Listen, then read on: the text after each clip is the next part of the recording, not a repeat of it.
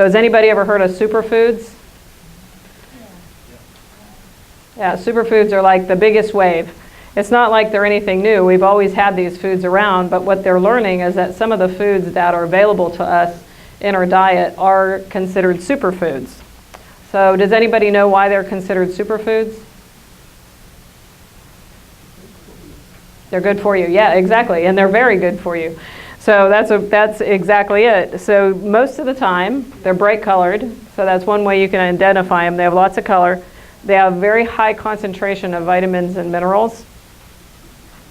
They can help us to regulate our blood sugar. They can help to boost your immunity, and they can increase your energy, and they can help to promote digestion, to lower your risk of having problems, and to regulate your metabolism.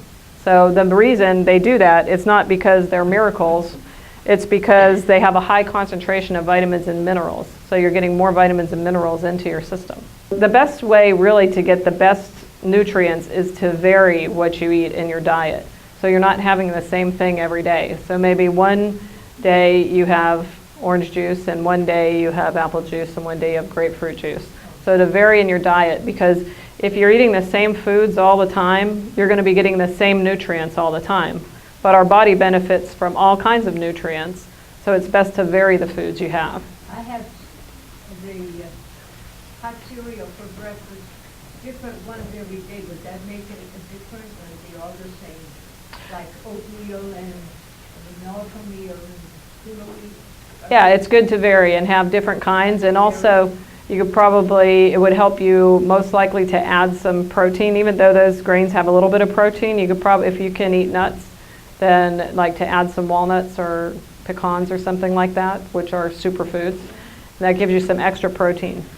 I have banana with it. Yeah, and to have, so you're having some fruit. And one thing to remember about juices is because juices are so concentrated, they're higher in sugar and they're higher in calories. So some people need that and some people don't. So to have smaller quantities of juices versus whole fruit, because most of the fiber is removed from the juice, and that's what helps our bowels to move more regularly. So it's better for us to have the whole fruit than the juice. So the juice isn't bad for you unless you drink too much of it, then it can be bad for you. Okay, does that answer your question? Okay, great. Okay, so let's see. Another thing, superfoods give you a good bang for your buck as far as foods that we eat. So if you're gonna, if we're gonna enjoy our food and prepare our food and take all the time to eat and eat to live and live to eat, all that good stuff, we want to make sure that we're getting the most vitamins and minerals for what we're eating, right? We don't want to eat empty food that just fills us up, because that's not really doing ourselves any justice.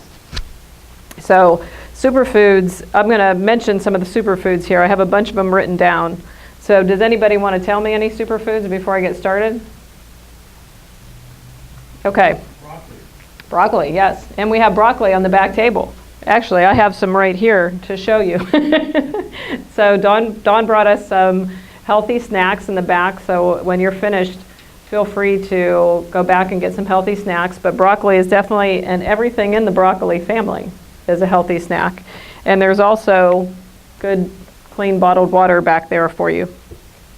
So dark green leafy vegetables, all the dark green leafy vegetables. And like I said before, brightly colored. So when you're getting your food here and you have a choice, always choose the bright colored ones. Pumpkin, squash, sweet potatoes, all those pretty colored vegetables. The ones that are paler, they're not bad for you, but they're not as good for you. So you want to have smaller quantities of them.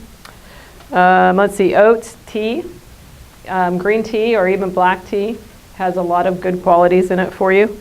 Sprouts, buckwheat, hot peppers, seaweed, barley, lentils, green foods, beans, seeds, nuts, goji berries, cocoa. So dark chocolate is good for you. So cocoa is known to have some really good qualities in it. So that's one. If you're going to eat chocolate, lean toward dark chocolate because it has more cocoa in it and it has lower sugar.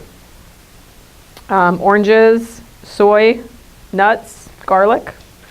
I'm a garlic lover, so I always like to see garlic on that list. What's the the garlic's supposed to be so good, but what can you eat instead of garlic if you don't like to eat garlic? Onions are good for you. So, Onions? yeah, and like I said, it's good to vary. So even though these are all good choices, eat what resonates with your body the most, and just experiment with that. And if something makes you feel bad, your body just doesn't like it very much.